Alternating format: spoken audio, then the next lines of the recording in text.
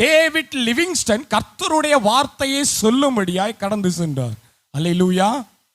அங்கே கடந்து சென்று தேவனுடைய வசனத்தை அவர் போதித்துக் கொண்டு இருக்கும்போது ஒரு மலைக்கு மேலாக சென்று கர்த்தருடைய வார்த்தையை, அதாவது ஒரு சில மக்களை சந்திக்க வேண்டியதா இருந்தது.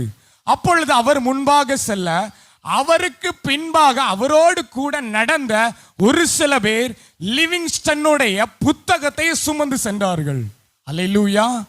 குறிப்பிட்ட எல்லையை கடக்கும் போது அவர்களால் சுமக்க முடியவில்லை அந்த புத்தகத்தை.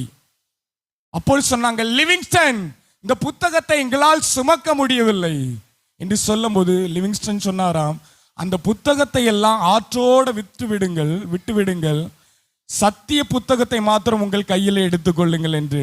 ஹல்லேலூயா, ஹல்லேலூயா. ஏன்னா அவருக்கு நன்றாக தெரியும், இதுதான் என்னுடைய வெளிச்சம். ஹல்லேலூயா, இதுதான் என்னை பரிசுத்த பர்வதத்துக்கு கொண்டு